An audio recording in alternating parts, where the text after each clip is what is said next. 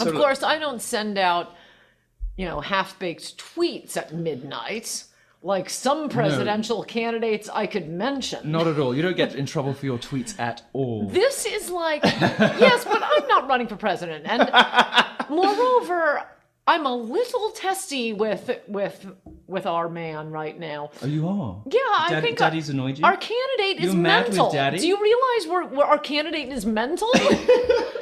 It's like constantly having to bail out your 16-year-old son from prison.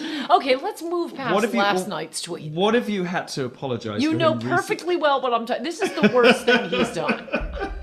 I mean, the McCain thing, I would say there are really only two. Liberals would say, oh, every day. No, everything else I could probably defend. I think, off the top of my head, most of it was them overreacting. Sure. He has been more a victim than victimizer.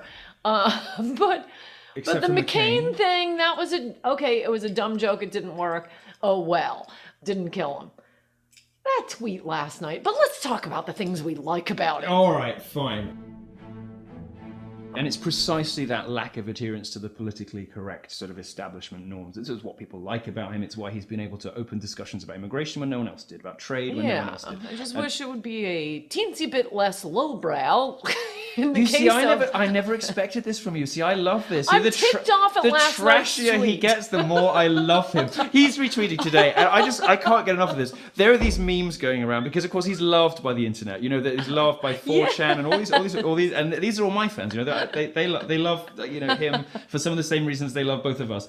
And he's retweeting these images that are like, I don't need to make implications. The pictures speak for themselves. And a picture of Cruz's wife and a picture of Melania. That's exactly the tweet I'm talking about. Right. And, it was tough to say. No, you can't defend it. This is where we're bailing our 16-year-old out of jail. No, I think you can. I think it's so outrageously funny. You've got to understand, people are so sick of this sort of earnest pearl clutching for the establishment. A presidential candidate, and not just a presidential candidate, but somebody who's probably going to get the nomination, is saying your wife's ugly and my wife's hot. I think that's amazing. That's it might not be what we're used to seeing in presidential candidates. It may not scream presidential material to you, but presidentiality is in the eye of the beholder. And some people are going to think, what a boss.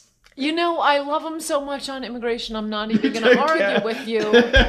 You say lowbrow, or I say lowbrow, you say amazing. Let's just talk about what he's good on. He's the only one who's going to build a wall, but please stop testing our patience on the rest of this stuff.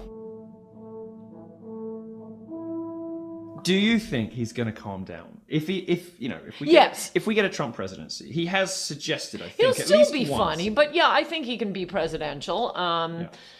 Drastic measures may have to be taken so he doesn't send tweets like last night. But no, he can. He's going to get interventions from you late at night, isn't he? He's going to be like, Donald, no, delete it. Would you like to have it last refusal on his Twitter account? That would be good, right? Oh, I want more than that. I want to take him to your urologist and get electrodes inserted into what is apparently a very large schlong. And whenever he does something like this, I want to have the button. Now, you're the only person that I can do this with. But, since you have so many gay fans, and I know you won't be shocked by this, I have perfect cocktail. Right, I can tell. She's got her head in her hands now already. I can tell. I should have had a stopwatch on this. I can tell, and I think it's huge.